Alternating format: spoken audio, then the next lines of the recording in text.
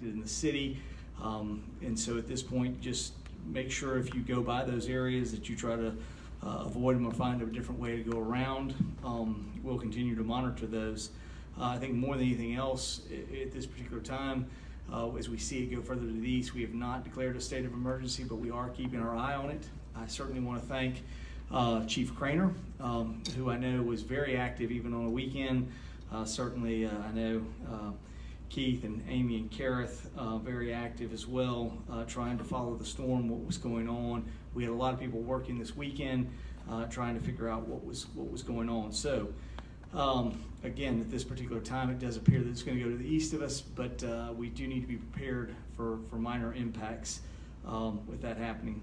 I do have an exciting announcement, but I wanted to start off with obviously where we were with Tropical Storm Fred. We are excited to announce that we have selected a new Deputy City Administrator for the City of Pensacola, responsible for overseeing public works, facilities, community redevelopment, and parks and recreation, and that is David Forte. David, if you come forward, you certainly can. David currently serves Improvements Project Manager with responsibility managing and facilitating a variety of construction and capital projects. He joined the city of March in 2020. He will replace Deputy City Administrator Kareth Fiddler when he transitions into his new role as City Administrator beginning October the 1st. David will be in his new role October 1st. In addition to Public Works, CRA, and Economic Development, David will oversee neighborhood services, inspection services, planning and zoning for the City of Pensacola. David has 14 years of local government experience. Originally joined the city from the Escambia County, where I was very familiar working with him at transportation and traffic operations and in the county engineering department. He certainly has had a number of things that he's worked both at the county and the city, and just the work that he did in taking over and restructuring Public Works shows the talent and ability that he has. I'm certainly very familiar with David coming over from the county. I think he's been a great addition to us and continues to show how we bring talent here. And again, we're looking for talented people, whatever their background may be and whatever certainly their age may be. I certainly think it's exciting to see young people succeed and do well, and they can do that, and it's certainly exciting to see the talent that David has brought to us. So David, if you want to come forward and say a couple of words, we're certainly glad to have you in your new position. Thank you, Mayor. Not much more I can say. I appreciate all the kind words. I just want to thank the Mayor of Pensacola, thank City Administrator Keith Wilkins, Deputy City Administrators Kareth Fiddler and Amy Miller, and really just the entire team here at City of Pensacola. I can't stress enough just how impressive the team is here. It's a team full of just hard workers, people that take pride in their work, but more importantly, just good people doing good work, and that motivates me every single morning to get up and come here and be the best David that I can be. I also want to thank the good Lord for the many blessings He's bestowed on me. If it's not for Him, I would not be in this position. I also want to thank my wife Mallory, my son Jackson, and my family and friends, my parents, all my loved ones for all the years of sacrifice, love, support, and guidance they've given to me. I can't thank them enough. I'm truly honored. It's a privilege. It's very humbling to accept this position, this significant position in the City of Pensacola. And I'm looking forward just to building on the momentum we have here and working alongside all these great people at the City of Pensacola. So with that, I'll turn it back over to you, Mayor, and thank you so much. David, thank you. Congratulations. Thank you. We're very excited here. We certainly think, as I said before, David has done great things, and we expect to continue to do great things here at the city. This is a reminder, just to remind you that the damage, again, that has occurred through the fire at ECUA's materials recycling facility. At this point, recycling for the City of Pensacola Sanitation is temporarily on hold. City of Pensacola Sanitation Services uses the ECUA's recycling facility, and at this point, they are unable to process. We did think that we were going to store materials until they could get that back open, but it does not appear that is going to happen, and we don't have any timetable at this particular time from ECUA, although likely somewhere this fall that will come back open. Tan recycling cans will still be collected but the materials will not be recycled at this time. We will resume recycling as soon as the repairs to the facility have been completed by ECUA and they're able to accept our recyclable material. Please stay tuned to the City of Pensacola website and our Facebook page for updates. COVID-19, in response to the rising number of COVID-19 cases and hospitalizations, the city has implemented new restrictions that are effective this week. Event restrictions: the city will not issue new permits for indoor events at city venues. This will remain in effect through September 15th and will be evaluated at that time based on COVID-19 conditions.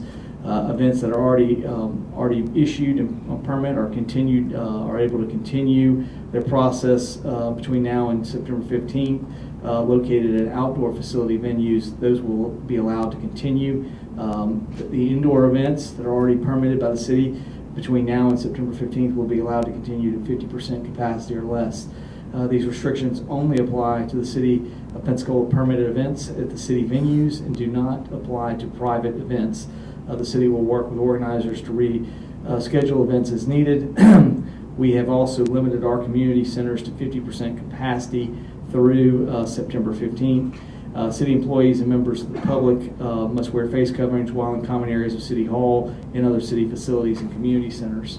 Again, at this particular time, the hospitalization numbers, we had a new high yesterday at 396. Today we're at 386, and that follows 384.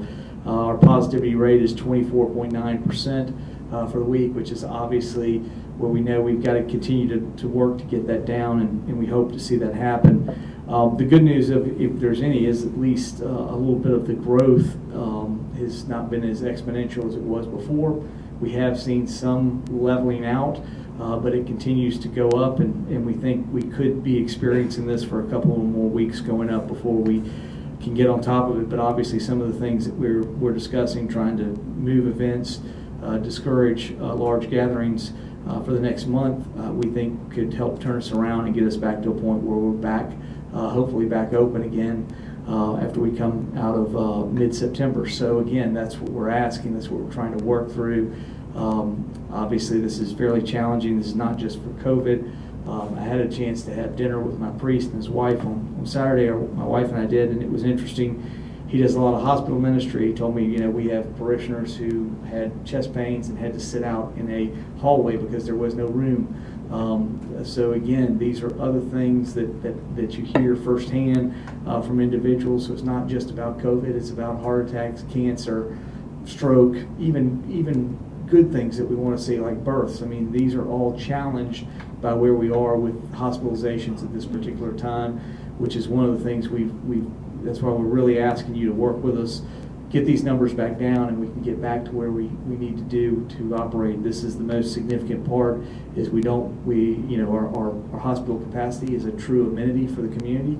We're fortunate to have 3 great hospitals. I really appreciated them being here last week and giving the message.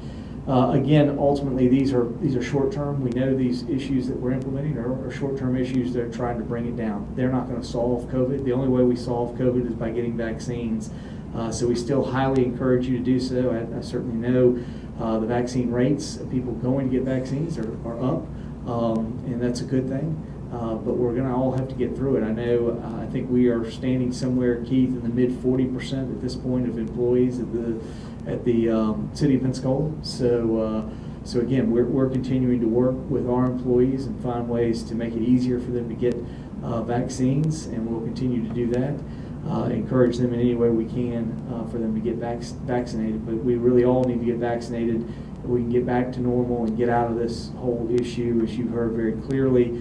90+% of the people that are experiencing hospitalization at this particular time are unvaccinated people. So again, we hope you will work with us to get vaccinated and help us get through this issue. That's kind of it where we are today. I will say I certainly enjoyed an opportunity. It was interesting to be. I was last Wednesday. I was with mayors across Wednesday and Thursday with mayors across the state of Florida, discussing many of the same issues, and they're all facing the same things. They'd love to get their communities back on track, but they all know that the only way out of this is by getting the vaccine. So none of us like having masks or a variety of other things that we've got to do or curtail what we're doing in our community centers. We want to get to a point where we have lots of good plans coming forward at our community centers for our youth, for our seniors. But at this particular time, for all those groups, we can't necessarily get together. So we look forward to a time when we can do that, and the best way to get there is by all of us getting our vaccines. So if you've gotten yours, thank you. If you haven't and you've been thinking about it, don't think about it any longer. Just go ahead and go get it. There are a number of different ways to get it here, either hospitals, CVS, Publix, or we have a number of different other things, maybe even your employer, such as we're doing here at the City of Pensacola. So hopefully you will take advantage of those opportunities and do that. That's certainly something we can all do to help the community. But that's enough about those things. I'm here to answer your questions, and like I said, it's good to see some normal questioners back there in the audience, and glad to see them here. Jim. Mayor, this week the city council's having their special workshop on the community maritime park and the conference center proposal. Do you have any thoughts on that, or what are your? You know, I'm not sure where we go. I mean, the whole purpose of this was to find something.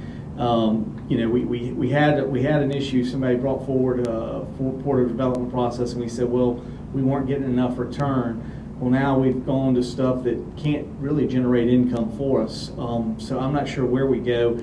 In fact, you know, even the applicant stood at the thing and said neither of these two issues will cash flow. So, and you know, council went forward. I'll let council figure out. You know, I'm not so sure that perhaps in the long run, what we really need to do is I certainly think we need to generate some money for the park and the other amenities that are there. But I think you can do that through the stormwater that's already there. Perhaps we keep the space green and figure out how to keep it in a green format and figure out how to sell the stormwater rights and allow for development other places off there. I think it would also help some of the challenges that we've had with Bruce Beach. I mean, we've had a lot of pressures put on that.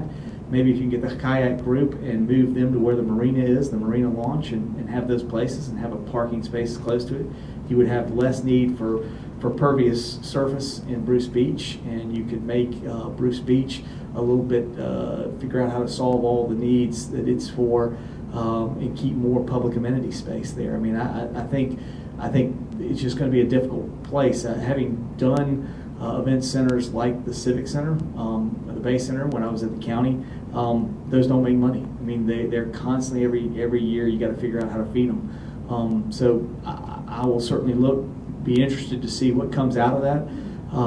But I'm not so sure that maybe we don't reevaluate and figure out where we go from here and step back and figure out what we're doing, because it's just not, it doesn't seem to be working in getting us anything of what we had hoped or what the original plans were for. So maybe we just need to reevaluate all the way through. Yes? So on that subject, I'm sure you know Quint's editorial that he wrote for the PNJ, pretty scathing to the point almost of alleging that it might be borderline illegal, contrary to the vote, the original intent of the voters. Do you think it's that far out of line, or do you think it's a not much of a proposal? Again, well, I mean, I got to be clear about this. It's not like the entire council, it wasn't a 7-0 vote, it was a 4-3 vote. So it was very narrow, it was a very marginal proposal. I think, you know, convention centers have to have a significant number of hotels. I think if the group that came forward, and at one time, when I talked to Greg Darden long before we had put this thing back out to bid, about was a hotel being there, a major conference center hotel. If you did that, it potentially could work. Your conference centers are going to need probably 700, 800 rooms. Significantly different alteration to what was expected through multiple public events. People coming and talking to you know, we've done this. We did this before the maritime vote. We did this again through the Maritime Park community board or whatever. And then we did it again before we went this last session. I mean, I was with many of you at the CSI building where we had hundreds of people there getting hundreds of public input. And yet, despite all the public input, we go with a decision that is not consistent anyway with the input, not consistent with what cash flows or make realistic business decision. And again, I think this is one of the things, the city is terrible. We're generally not very good at making business decisions. That's not what we do. I say all the time, we make amenity decisions. So I think you put in front of the council, you put amenities, and they were like, hey, that's great. But they hadn't thought about how they were going to cash flow, because we're still trying to figure out how to cash flow the stadium and a variety of other things. If there was a large scale, hotel that was associated with this, perhaps you could evaluate it. I've seen it work with 6 stories. It is, it seemed to be that everybody got really upset that one person who managed to meet everything that the plan said put something in force that was 21 stories, yet clearly said, hey, we can go to 6, but we just want you to think of the possibility, and somehow that got everybody upset. Generally to make a convention center like that work, you're going to need multiple story. I'm not even trying to go there. I just want to say I don't think it's the right thing what the people have asked for or not. But with all that said, we've done a lot of evaluation on Bruce Beach. The problem with Bruce Beach is it's a small area to do everything that we want to do on that space. Maybe we come back and figure out how to do the other part, sell it so other areas in the south end of the city can develop. They can have stormwater rights into the area that we already had it connected for. Maybe we focus on park amenity. I mean, that tends to be the challenge I think you're going to have with city council members and city generally evaluation of what's there is, again, we're not in the profit business. We're in the amenity business. So perhaps park is what needs to be there. I don't know, but I just don't think what was proposed and what was supported the other night was what was needed to be done. Quick question for you in terms of pivoting back to COVID. So if we see more increases in hospitalizations and cases, how far are we going to be willing to go? Would you be open to doing another city mask mandate? No, we're going to operate within the law.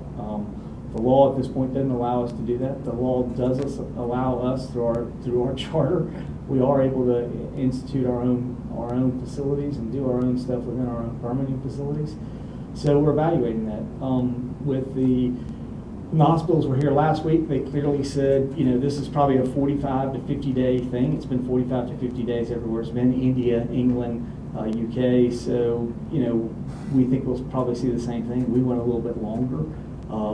So we went out to the 15th of September. We went 60 days. We'll reevaluate then and see where we go. But we need to do things now.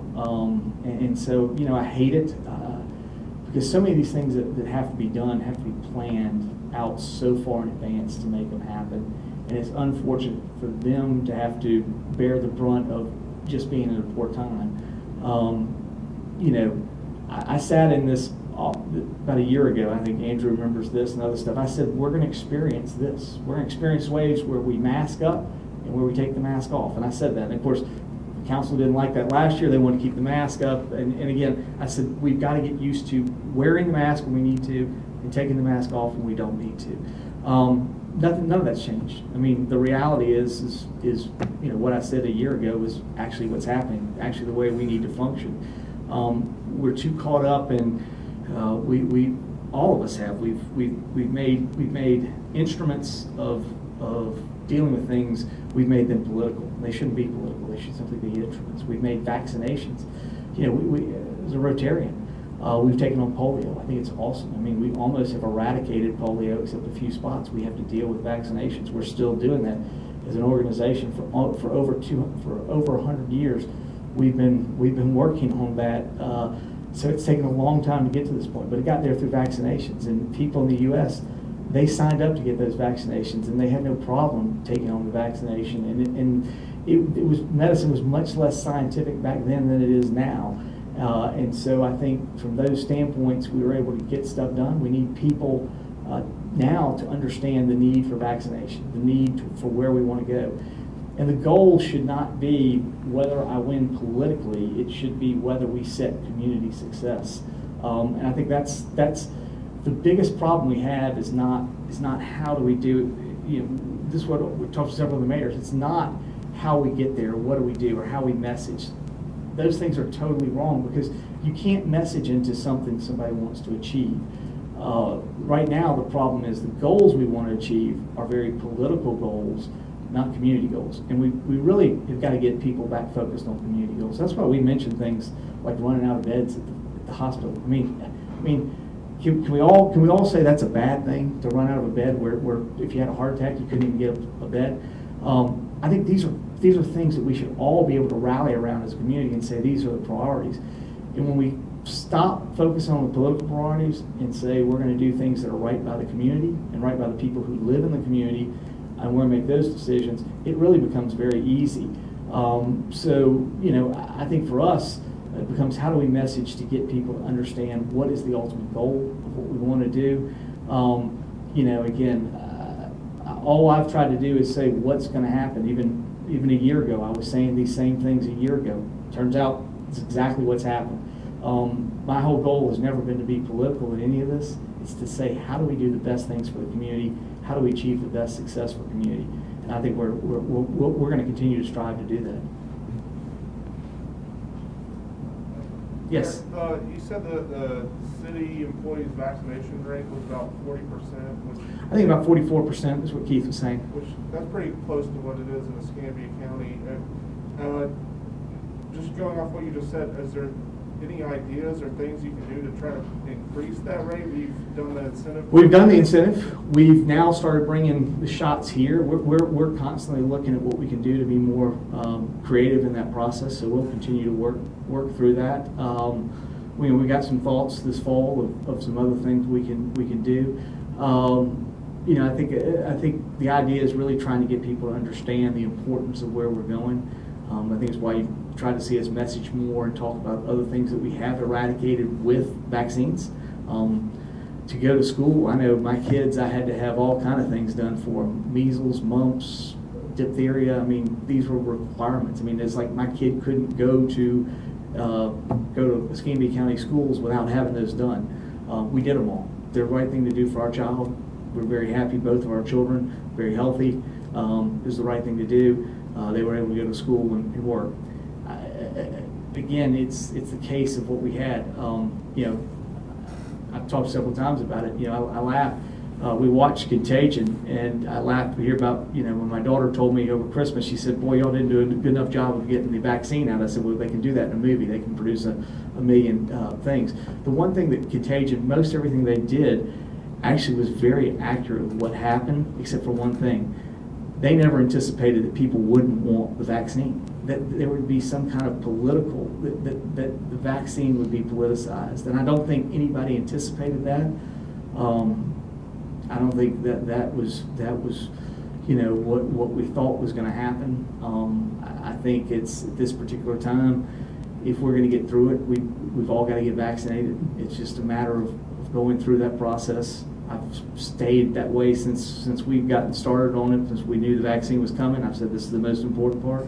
I've said, listen, instruments, masks, are tools. We will use them when things go up. I've talked about it. We had this discussion back almost a year ago in September, and people were like, I said, no, it's going to happen just like this. And sure enough, mask mandates or nothing, they didn't stop the ups and downs that we're having. So we're going to continue to experience those. We're going to have cases of outbreaks and things. And again, I've said very clearly, COVID is not going away. It's not going to disappear. Our goal is, can we transfer it into something that is much less impactful? So I think if we can stay focused on that portion, and clearly the vaccines are showing, we have almost 400 cases of hospitalizations. So let's take probably 5 to 10% of those. You'd be somewhere around 30. If everybody had vaccines, we'd be running about 30. That's a very manageable number. That's in the green. It's a very manageable number for all three hospitals for us to have 30 people in there. So if you thought of it in that light, vaccines are critical. So we're going to continue to message that. I think what's interesting is even some of the most, even Governor DeSantis has been very clear about we need to go get vaccines. We need to do it. He's taking a lot of heat from some people political because of his position, but his position is the right thing. Every governor is going to understand the importance to their state. Every mayor of a city understands the importance to their city that we got to get vaccinated. It's the only way out of this thing. So no matter how red or blue you are, you're going to get behind vaccines. It's going to be politically, it's going to be the only thing to do. The question is, when does the public begin to worry less about the politics of the vaccine and more about the real health concerns?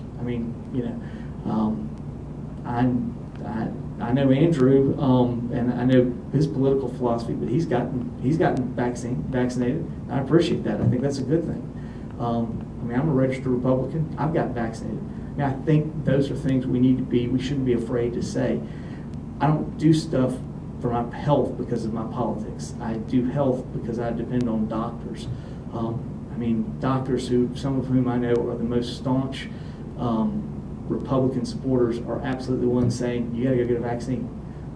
So I don't know why it hasn't translated everywhere. I don't know why we can't get to a point where we do that, but we continue to struggle.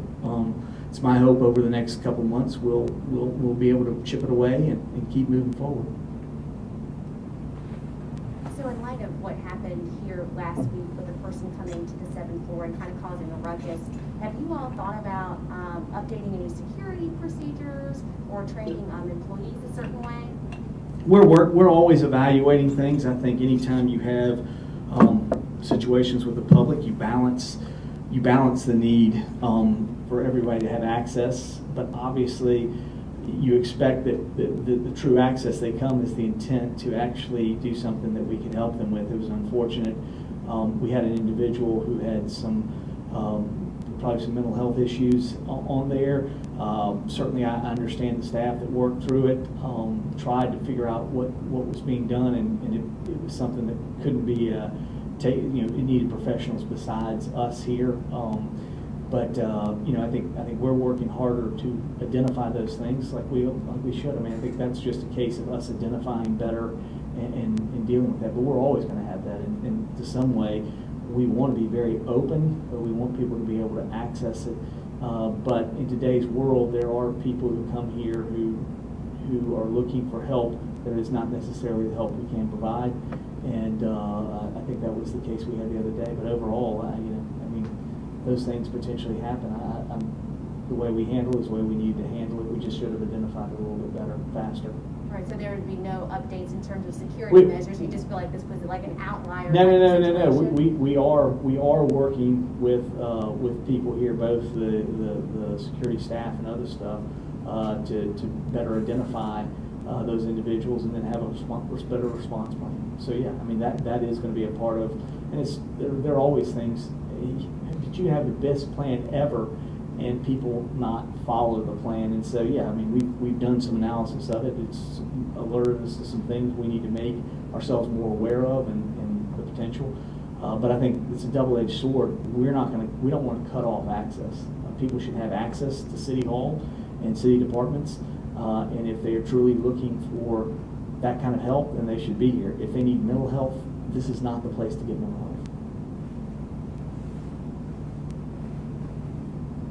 Anything else? Well, thank you. We look forward to seeing you next week. I think we are going to have some guests again here for something coming up and we wish it was a little bit better in the timing, but how it happens this year, we felt like we still needed to move forward with it.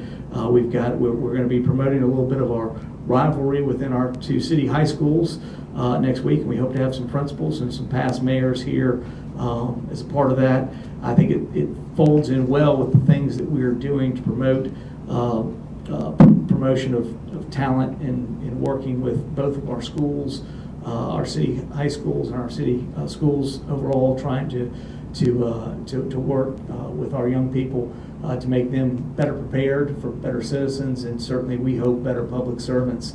But again, we hope you join us next week for that one. That should be good, and we'll look forward to seeing you next week.